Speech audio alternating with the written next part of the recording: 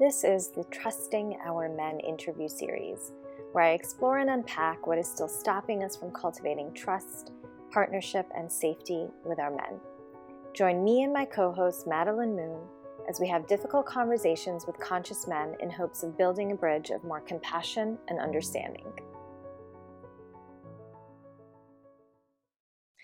Hello and welcome to Trusting Our Men again. I'm Nadia Malem here with my partner Maddie Moon, and we have joining us today our wonderful guest Joshua Hathaway. Joshua Hathaway, MA, is a transformational trickster devoted to building a more beautiful world, one conversation at a time. Through training and coaching individuals, couples, and organizations in exquisite communication, he has been championing authentic connection in the bedroom and the boardroom. I love that.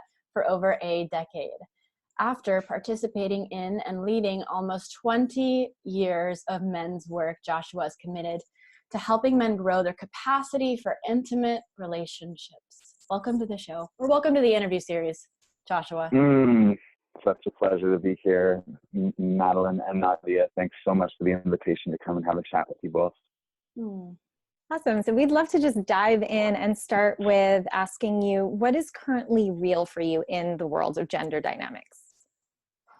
What's real for me? Well, what's real for me is actively having conversations with different producers and directors about shooting a series that will include restorative conversations between men and women on both sides of boundary crossings, consent violations, and also telling the stories of a few individuals who are in this process and who are finding themselves confused or finding themselves sort of on blast or having become a bit of a proxy for the patriarchy and sort of having an opportunity to leave an incredible legacy while also being very challenged by the movement and by what's been happening. So those are very alive for me right now. This idea of creating a more vivid cultural imagination around how we bridge this gap, what I call restorative justice and restorative connection practices. For people who might be watching and don't really know what restorative justice means, can you give us like a little tidbit of how it's different than what we currently have in place? Yeah, well, in the current patriarchal punitive justice system, punitive meaning punishment meaning you have to hurt. You have to be in pain in order to do better or to heal from whatever caused you to perpetrate whatever action you took, right? And so we have a system that is it completely separates victims and perpetrators, or authors and recipients of these actions, and then has this whole legal system that will eventually sort of, if proven guilty, will take the perpetrator, put them away, do damage to their reputation, harm to them as a person, and put them in an environment, typically if they're incarcerated, that is only going to make matters worse for them. It's not going to make them any better a person or more capable of healthy humanity. And maybe the victim gets some money out of the deal, but they certainly get dragged through a legal system that has no sensitivity or care for them. As opposed to that, we can imagine, and it's very active in a lot of places. Dominic Barter of the Restorative Circles processes has come from Brazil, where it's very actively being used in schools. I believe in 2014, the Restorative Circle was the social technology of the year. And it's essentially a process where the victim and perpetrator come together and sit in a circle. They both invite people from their community who they want to be present for this conversation. And basically they both share until they both feel really completely heard about their experience, about the impact that the experience has had on them. And they come up with a mutual agreement or plan about what remuneration looks like, what they're going to do moving forward to make things better, whether that includes some kind of service or money being exchanged or just a commitment to a certain kind of behavior. So it's a process where people have to be human and face to face and see each other and hear the impact that's happened. And we have these huge circuitous feedback loops in our culture that's called the punitive justice system, right? Where a victim and perpetrator never look each other in the face and say, this is what you fucking did to me. You know, this is how it's impacted me. So that's exciting for me. I think that one huge opportunity we have in the Me Too movement is to really lean into very vulnerably, because a lot of people still equate punishment with vindication, very leaning vulnerably into what it can be like to restore connection and to have a restorative process rather than a punitive process around breaches of consent, all levels. So I'm curious, in light of Me Too, and given what you're speaking about right now, what would that look like if we had a more restorative approach in the conversation around Me Too and where we go from here in regards to consent? Yeah, I've been thinking a lot about that.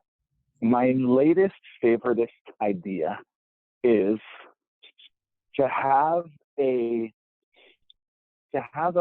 system in place that provides a restorative conversation process for people who are on both sides of any violation. And for this process to be legitimate in the presence of a punitive justice system, it would have to be sort of black text. It would have to be off the record. Like, there would have to be a guarantee that nothing that was said in that restorative conversation could be used in a court of law, right?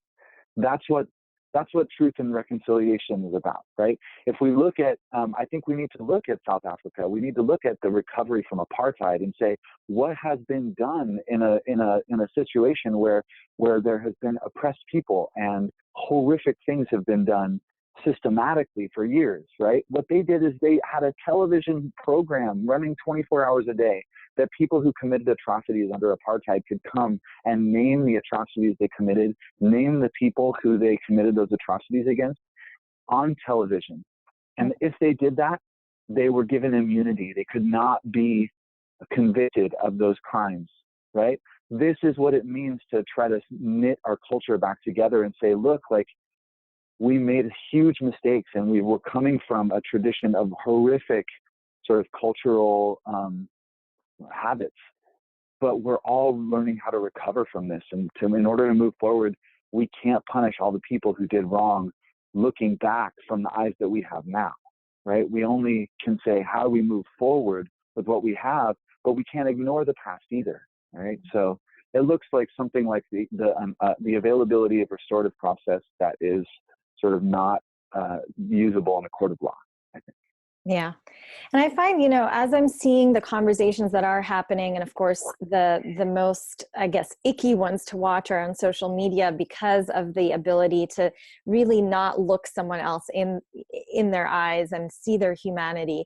And what I've been noticing is that, for a lot of these people who are maybe going about it and have this like righteous rage, but are going about it maybe in not the best way, it's because we learned this growing up. Like, we grew up in a world and in a system where if we didn't do the right thing, we didn't get the gold star, or, at school, or our parents would yell at us or whatever. And so we don't know how else to do it. If we see someone else doing something that we deem, wrong, and it could really be quote unquote wrong, there's just this automatic response. It's the only way we know how, because we've been socialized to just be like, I'm going to call you out. I'm going to, shame you. And I'm wondering, since, your work is all about nonviolent communication, it's all about really educating yourself and readjusting your own way of communicating so that you can come to a place of actually moving forward, as opposed to just fighting like, I'm right, no, I'm right, no, I'm right. So I'm curious, can you speak to us a little bit more about how this, educating and sort of changing the way that we communicate can really help here?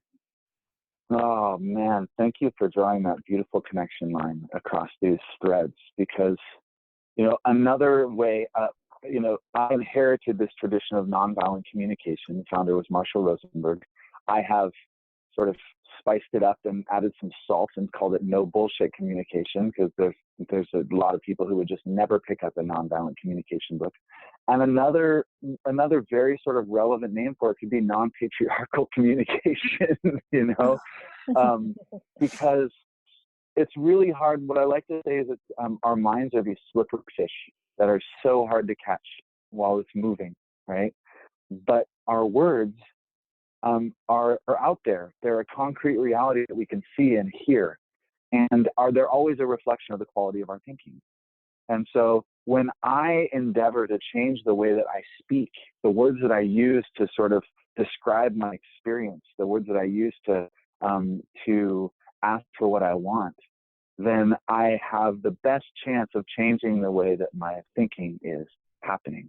And if we want to really transform our culture, we need to transform our thinking. And our thinking right now is by default patriarchal thinking. Whether, you know, maybe a small fraction of us have committed the last 20 years of our lives to really dismembering these thought structures that we have inherited, all these prejudices we've inherited, and all of the ways that we've been taught to think. But most of us haven't spent that much time, and it's going to require from all of us the willingness and the capacity to learn new ways of communicating at the very start. And nonviolent communication, no bullshit communication, is a fantastic place to start, if you ask me. I love this. And so we know that you have 5 different forms of the no BS communication. And I know there's probably a lot to each one, but if you could break down those 5 just to start with, and then we'll dive into each one individually, or the ones that are really standing out to us the most.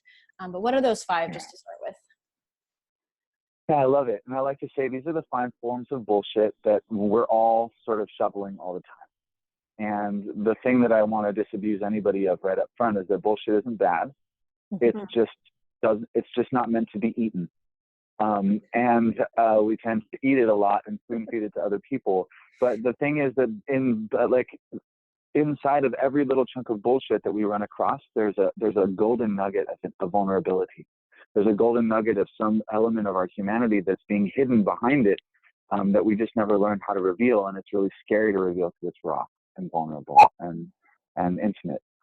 So the 5 forms of bullshit that we're all doing, and that we can bring lots of compassion to ourselves around, are number 1, our projection bullshit. All of the stories that we're telling about other people, about the future, ways that we fill in the blanks on what is fact with storytelling that tends to often be ungenerous or negative, right? And so the stories we tell that are just not factual is our projection bullshit. Our reactive bullshit is the second form of bullshit. Reactive bullshit is the way that we habitually react to situations that are triggering. When we're not aware that we're having an emotional response, and we are being driven by that emotionality to react in a habitual way, which is typically to project onto somebody and to make demands of them, which is we'll get to next. So it's the unconscious reactivity that we've been trained to have to protect ourselves, to defend our fragile ego. The third form of bullshit is our demand bullshit. This is our capacity to either just expect people or the world to do what we want, and to be offended when they don't or it doesn't. And it's also our tendency to get other people to do things that we want them to do, whether they want to do it or not. And we do that through subtle forms of sort of emotional pressure. We do that through subtle or explicit threats. We do that through shaming. We do that through doing things for other people and then expecting them to do them for us. There's all kinds of demand bullshit that we bring into play. And it's really damaging to relationships and connection. And it's one of my favorite ones to break down, because I think everybody needs to understand the dynamics of demand and where that pushes people. So the fourth form of bullshit that we're all trafficking in on some level is our avoidant bullshit. Our tendency to look away from the things that are uncomfortable, to not tell somebody when we feel uncomfortable, this is a really powerful one that we need to cultivate a capacity around in this movement. What essentially we're doing in the Me Too movement is we are intensifying and shrinking the feedback loops. We're saying, look, women finally are saying, I don't feel safe in this culture. I don't feel safe.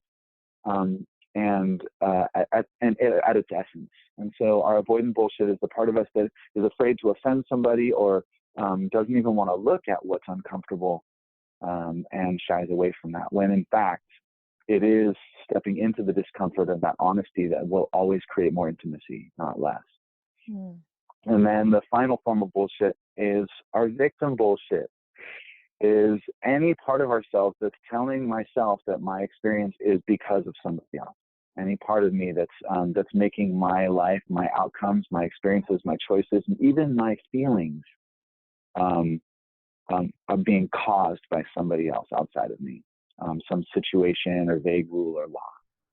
So, when we can take radical responsibility for our experience and really take responsibility for the choices we're making constantly, and make those choices conscious instead of unconscious, we're winning. Everybody starts winning when we get out of that cycle. And that's not to say that people don't get victimized. I want to be really clear. Like, there are situations where people are victimized, but the moment that situation is over, then you have a decision to make again and again and again about whether you're going to identify as a victim, and you are, as a victim, going to focus on your perpetrator and what they did wrong, or whether you're going to identify as a survivor and focus on yourself and your own needs and what you need to do to take care of yourself, and what choices you can make moving forward to take care of yourself. So, I'm listening. Short rundown. Listening to you talk all about this, I can see how one thing can easily lead into the next. Like, let's say we start with someone that has some particular demand, and I'm thinking about this in a sexual context. So someone's like, I'm going to get laid tonight, and they're really focused on it, and they go out there and they want to create it. They want to get it. And in some way, let's say that this particular person might have some sort of dominance energy, and they meet someone, of course, because you attract what you're putting out there, and probably what your trigger is. And so you might attract someone who's fairly avoidant. And so you put that demand energy into a one-night stand, let's say. And so the person on the other end is really avoidant to their truth, and they don't want to say anything because they're afraid of pissing this person off, of not being wanted, of not being loved.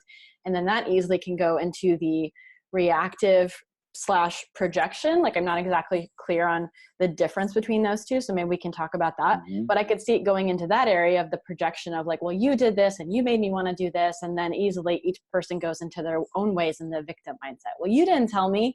No. Well, you didn't read my body language. So I could just see how it all kind of builds on another. So much. And it's all one fabric. You can't really sort of tug on one without tugging on all the bits, But there are fundamental competencies that we can start to cultivate that will move us out of the realm of our bullshit, and that will move us into the realm of more authentic, more direct, more honest communication, right? And that's the real juice, is that if you start to practice the principles, not only are you going to notice all the bullshit that's flying all over the world when you have a contrast, be like, oh wow, yeah, we don't have to do it that way, do we? But you'll also start to notice what happens when you do something different, when you break the script, when you change the way you speak and change the way you listen. And that's one of the fundamental practices that no bullshit communication and teaches and reinforces and cultivates is the capacity to listen deeply, compassion, to listen empathically. It's the most important and most forgotten element of communication in our culture.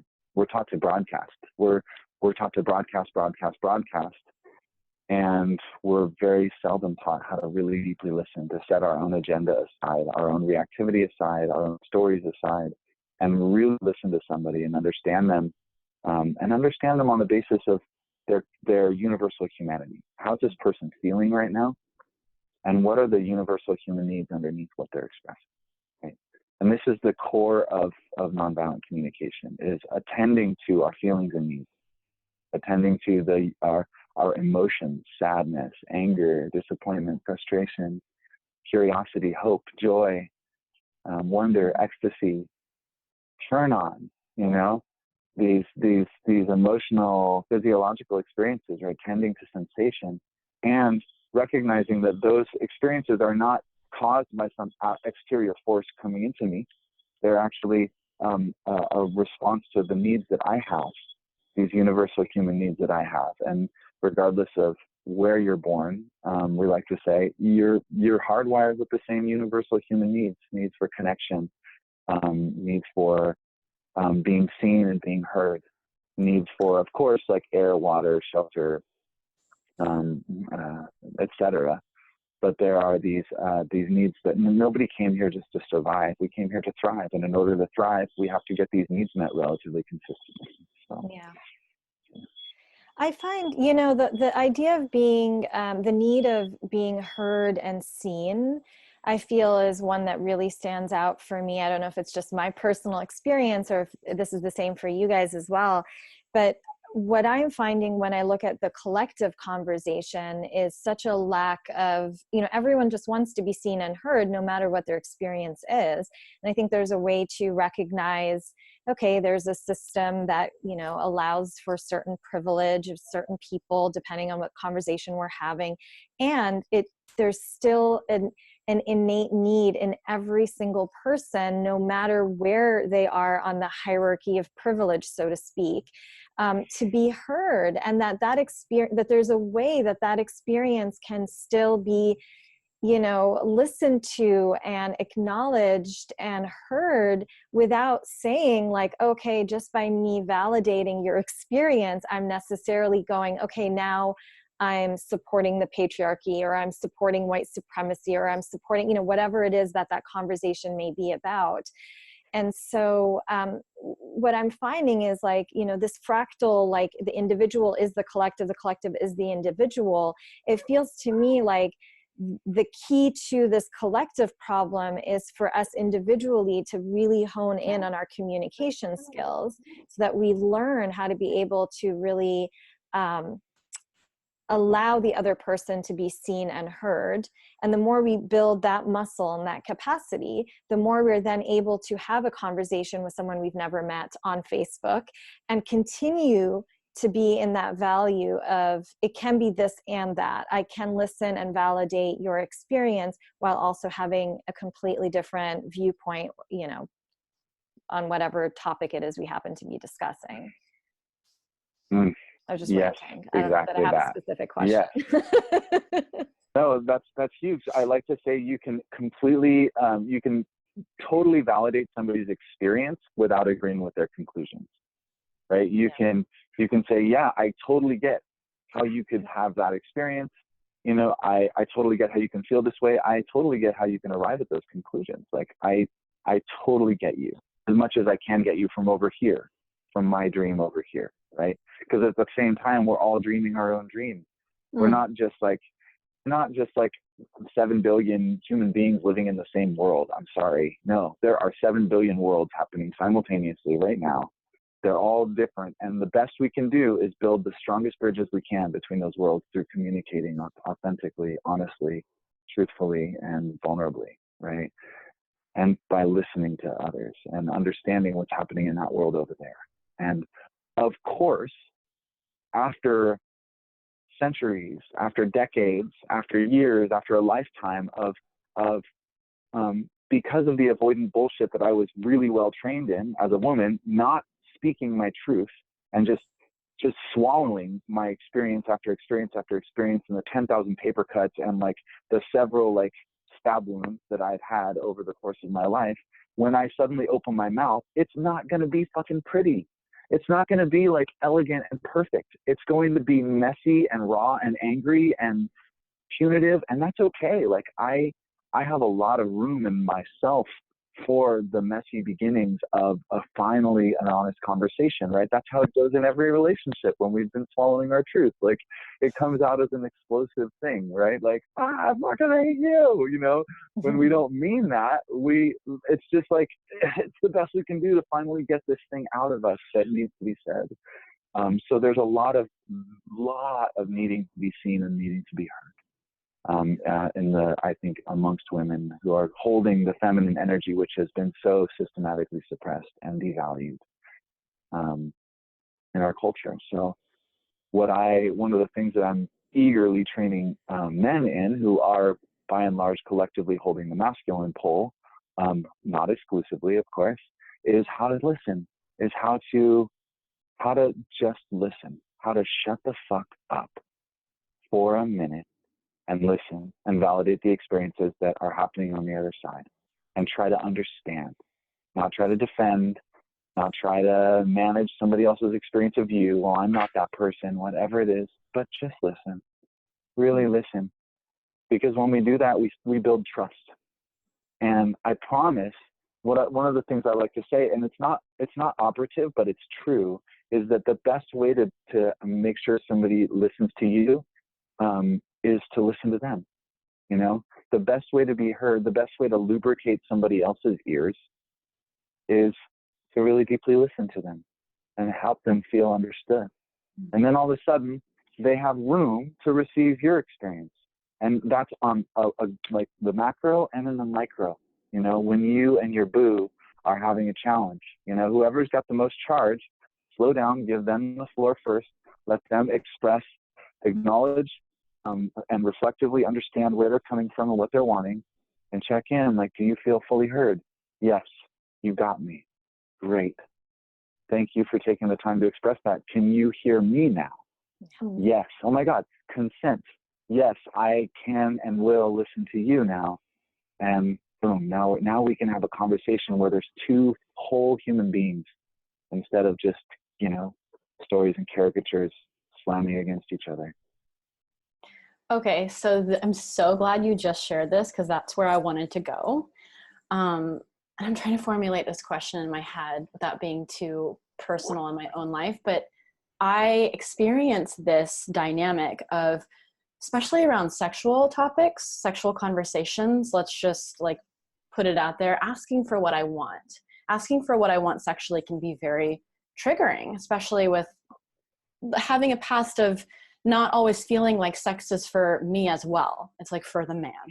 So that's kind of the way my mind has worked for so long. And so I've worked on, like, I can ask for what I want. It's safe to ask for what I want. I can ask for what I want again and again and again. And just doesn't have to be one time. And when I don't feel heard, sometimes I will feel really triggered asking again. And so again, I know that's a projection thing. Like, you're not going to listen to me. Like, you're not doing your best. Like, you. I can see what's happening. But when I get into these states, and Nadia, I'd love to hear if you ever get like this. But when I get into those states, I can just be so frozen. And like, I just feel very conflicted. Do I speak up again? Or like shame might come up of like, why don't I just like the way things are? And so I might combust because I get really upset. And then my upset sexually might trigger him. Like, then he doesn't feel like he's enough because he's not doing what I'm asking. So then the argument goes, listen to me, listen to me, listen to me. And like, we're just constantly fighting to have our triggers be heard. So my question, which you just answered, but I want to hear again, just to make sure I understand what you're saying, it's to have the most charged person have the space first, then acknowledgement, and then can you hear me now? I love that consent.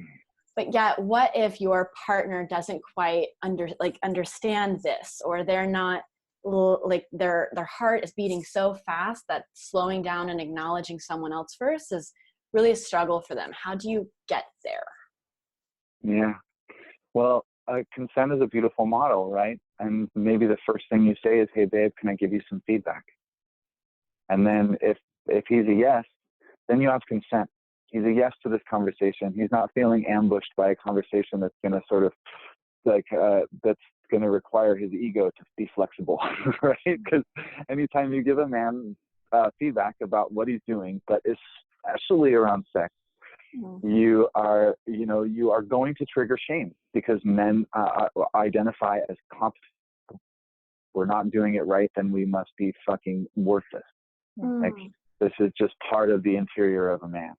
And so that is not to say that you should ever withhold your feedback and ever withhold what you want. One thing that I want to sort of preface this with, especially sexually, is that a lack of competence is not a lack of care. And that in any situation where you are teaching somebody something, and you will have to teach a man how to take care of you. You will have to teach a man I mean, you've had to learn yourself. You've had to teach yourself. I'm guessing it's been a journey just to find out for yourself what feels really good to you, right? Yeah. And so the fact that repetition is involved in the sort of teaching process, and that no man's going to get it the first time, is not a marker that he does not care enough, which it's so easy to assume that just because somebody is not getting it, that they don't care enough to get it, when in fact they care a lot, and there's a lot of traffic involved in getting it, number one, and it's a learning process, number two. So. Yeah. What I'm hearing here a lot is this idea of holding sort of two different concepts, realities, I'm not really sure how to put it, but where, both in our relationship with ourselves and our relationship with whoever it is we are having this conversation or challenge with, that we are both in a place of compassion and empathy and really understanding, like, here's where you're at, here's what's really going on, and also here's what I would like, and here's the work that needs to happen. So I'll give an example because I'm not sure I'm being super clear. For example, in the case of being with a lover, like if you can be compassionate with your partner and be like, okay, maybe they just don't know me that well and my preferences yet. And I understand that, especially if the partner is a man, that there's just certain connection. Self-worth is connected to, sexual mastery and So I can be in that while also not necessarily totally excusing it and having it stop me from speaking my desire, which is like, babe, there's that thing that I really like, and I just, would like to maybe talk to you a little bit about how we can improve it, or however you want to, say it. And I'm curious if that's a good way of saying it or not, because I'm like you, Maddie. I'm like, oh God, this is the hardest thing ever. I don't want him to feel that, but the idea of, just coming back to being both empathetic and also being like, but there are things that I want us to work on. And that it can be both. Like, it doesn't have to be one or the other. But I think for women, often there is this, we just shut down and don't speak our truth, which of course doesn't help anyone. Yeah. Your thoughts? What we're looking at here is totally the sort of everybody's dreaming their own dream. And that connection is the fundamental glue of any kind of process for asking for what you want, right? So we're looking at demand bullshit in a very specific way right now, and I want to break it down a little bit because it bears breaking down. Because what happens when anyone brings any sense of should, any sense of expectation, any sense of you should already have this handled, or any sense of demand energy to another person, you push them into a binary response system. On one leg of the binary response system is submission. Like, I submit to you if I should do this, if I don't do it, something bad is going to happen, so I better do it. Then we submit. When we submit, we lose a sense of dignity, a sense of self-respect. We lose a sense of feeling fully honored and we lose connection to our sovereignty, right, in a certain way. Now, down the other side is, and I want to say here that person A, the demander, is buying what they want in this moment at the cost of the relationship, at the cost of trust, at the cost of connection, and that has a high APR, right? You are borrowing from the relationship at a high APR when you get what you want through threat, through emotional manipulation, through demand and expectation, right? So that's going to fail eventually. The other leg, the other part of the binary system that people get pushed into when they're faced with demand energy is rebellion energy. Fuck you. I don't care what the fuck you want. I'm a sovereign being, and you just crossed my fucking sovereign being wire, and I'm gonna have nothing to do with whatever it is that you want right now, right?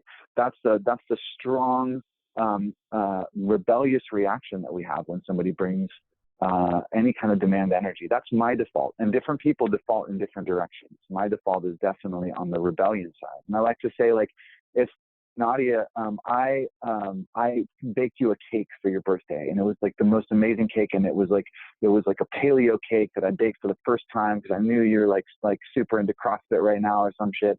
And like, I was bringing this cake to you, and like, it's like a party, and like, I'm walking over to bring the cake to you that I'm so happy to give to you and proud of. And you're like, Joshua, what the fuck is taking you so long? Just give me the goddamn cake, right? If you brought that like demand energy to me, right? What do I want to do with that cake in that moment? Like, I want to like either shove it up your ass or punt it, right? And it's like, but that demonstrates like how easily something that I already want to give to you can be disrupted by a sense of demand energy, right? And make me want to just rebel against you, right? And so let's take a breath, right? How do we establish a sense of connection with each other, vulnerably connected? Like, draw the line from what I'm asking you for to these precious needs. And how can I be willing to hear no as an answer to my strategy? See, I might say, hey, will you take me out to a sweet dinner? Maybe that's a vulnerable ask, right? But that's a strategy that would meet my needs for like being cared for and being loved, right? And if they say, no, I'm not going to take you out to a sweet dinner, we think they're saying no to our needs, when actually they're saying no to our strategy, right? No, and not the dinner. I would like to take you out to a sweet dessert or something else, right? So there's a few principles baked in here. Number one, we often jump to asking for what we want before we've established a sense of connection to this person. When we do that, then we're much less likely to get what we want. We're much more likely to trigger one of these binary responses. And number two, we often ask for things that are impossible to give. We often ask for sort of shifts in personality. I like to say we make personality requests. Can you just be nicer? Will you just be more compassionate? Will you be more sensitive to my needs? Like, that is basically like schizophrenogenic. Like, I want to be more compassionate, but if I say yes to that and I'm not, then I'm a liar. Like, you're asking me basically to just take on this thing sort of indefinitely, some new trait. So how do we start asking for what we want in little bits that are concrete and doable? Hey, babe, can you tell me what you heard me say? Like, that is one of the most powerful requests you'll ever learn. Here's what's up for me. Can you tell me what you're hearing me say? I just want to make sure that I'm being clear. Oh my God, you have just established the capacity in this other person who may have no background in communication to let you know what they heard. And then you can make adjustments so you can start to sort of calibrate to be on the same page about what's happening. And you're getting your need for being heard met.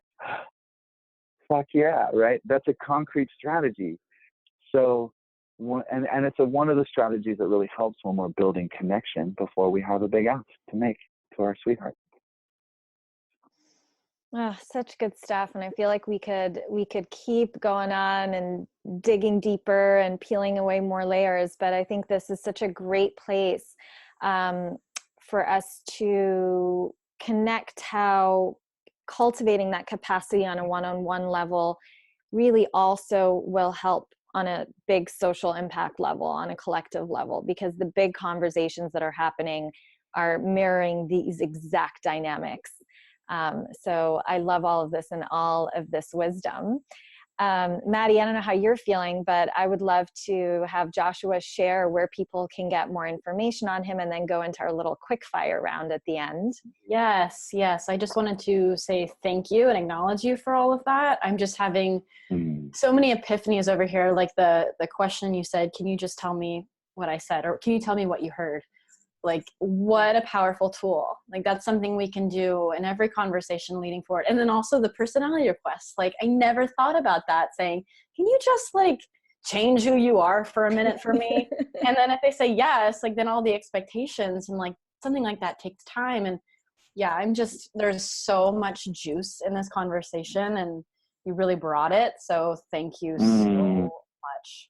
Oh, such a pleasure. And literally anybody who's listening, if you take nothing else away from this conversation, take that one thing. I want you to practice it today. I want you to practice it at least once today, asking somebody to tell you what they heard you say when you're expressing yourself to them. Because this is such a powerful communication and connection hack. Because not only do you make them, they're about to say something to you, they're queued up, right? Not only do you have, they have to re-review what you just said and listen to it again in their mind, right? A second time, but then they have to say it for a third time, right? And it slows the pace of the conversation down, and you get to make adjustments to what sort of got through, because no matter how articulate you can be, it still has to be filtered through their stories and perceptual systems. It's still being delivered by the sort of like jackal delivery service, right? The ways that we judge and project on ourselves and each other. So that's just one. Please take that with you and practice it, because if you don't practice it, it's just going to disappear. It's going to be this great idea that like felt like such an epiphany, and then it's gone. And that's the sad and beautiful thing about this whole process, is that we have to be willing to suck at this for a while. We have to be willing to practice something that we're not good at, and do it in ways that are awkward, and take risks and be vulnerable, in order to change the system, in order to change the script in our own relationships, and then ultimately in order to change the larger cultural script here. We have to keep being willing to express ourselves vulnerably, to listen and empathize with people who have come to very different conclusions than we have, who have done things that are tragic and painful and have caused harm.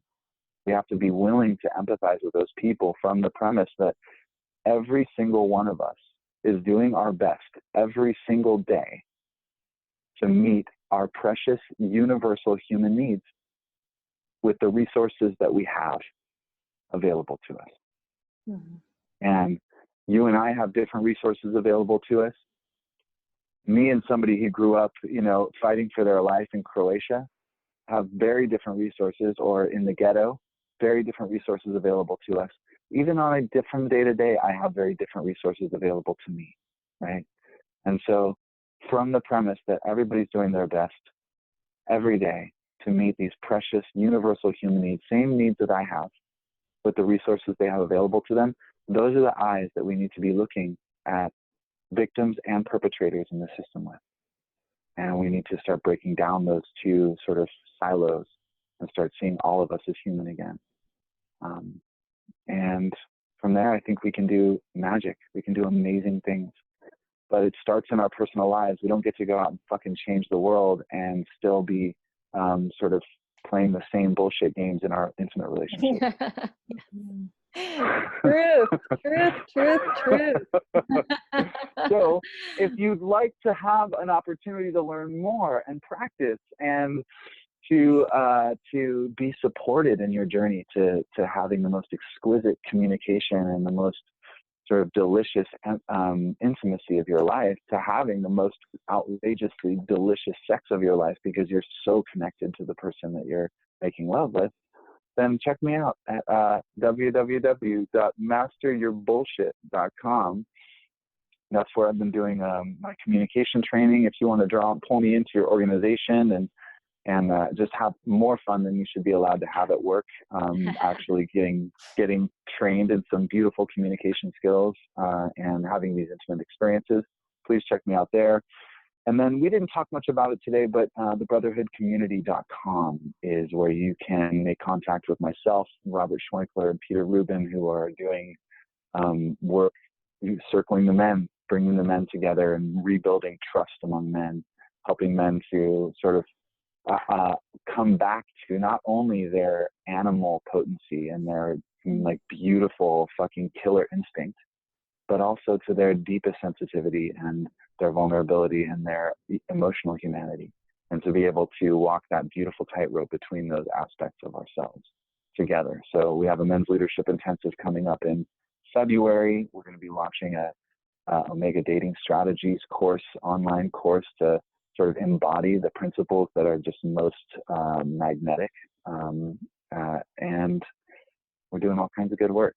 And I'm super grateful to you, Nadia, to you, Madelyn, for having me on this show, for engaging me in such a wonderful conversation, for being so receptive to the things I have to say, for maybe being patient with me as I just monologue forever on this shit, because I get so excited about it. That's great. We love it. Wonderful. Okay, so we have a quick fire round for you, and these are extra challenging because they are one-word answers and big questions. Okay. So are you ready? Yeah. Okay. What do you love most about the feminine? Softness. What do you love most about the masculine?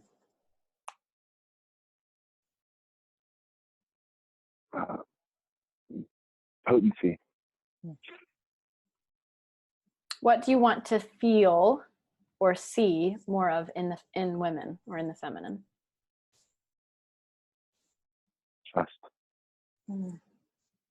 One word to describe yourself.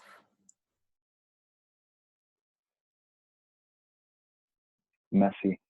And last but not least, one word describing what you'd like to see come out of this conversation.